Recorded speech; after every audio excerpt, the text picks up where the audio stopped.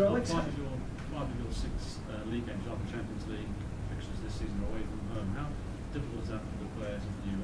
And does that impact at all on your team selection in Europe, knowing you've got an away game straight after? Well, not so much an impact, but you do have to give it some consideration, depending on which game you've got following the European tie. I always feel that the European tie followed by a weekend game is never the same problem as coming back from a European tie. There's always a great anticipation about the European football, but the recovery from it is more difficult than it is for a league game. And it really depends on who we've got in the following game. Yeah, it could have been better, but you don't get all your own way. You just have to accept and go on with it. Since you spoke about your defence, how important will Vidic be and his fitness? You've obviously, in the last 2 or 3 years, changed your goalkeeper. Rio doesn't play as much.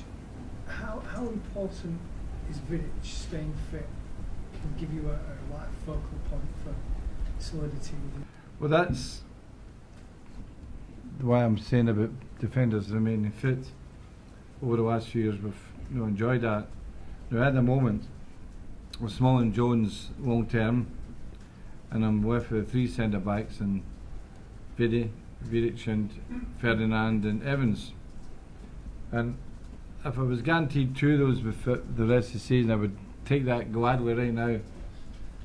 But it's not been the case in the last 2 or 3 years. We've had to alternate centre backs, and sometimes you go back 2 years ago with Carrick, Fletcher and Everest centre backs.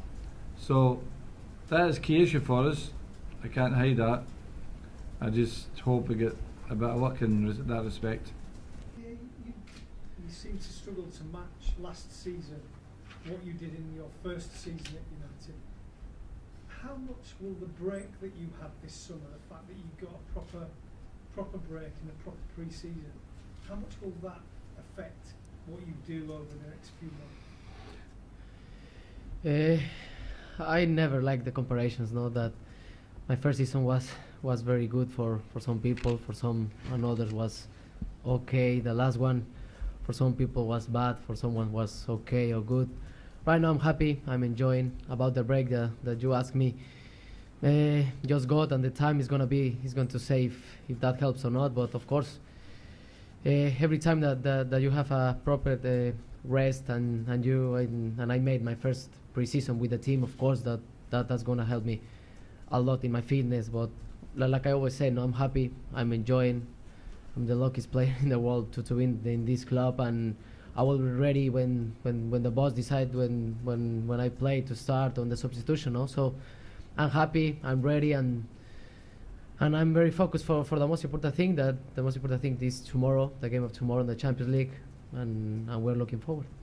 Alex, you spoke on Friday obviously about the importance of supporters behaving themselves ahead of the Anfield game.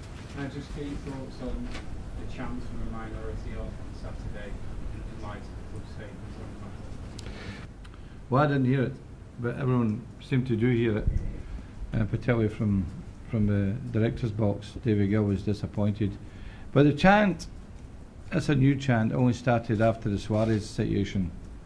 But in the view and the climate, after having spoken on Friday, asking our support to adhere to the policy that we want to adopt, that we're completely in support of Liverpool Football Club at this moment in time, and we understand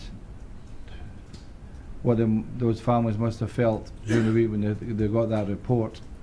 So it was disappointing to hear that. And you're right, it's a minority. And, in our society there is a minority who want to be heard, and that's the difficulty you've got nowadays. But as a club, we're totally supportive of Liverpool in this situation they're in. It's going to be a very emotional day on Sunday, and we'll support them in every way we can.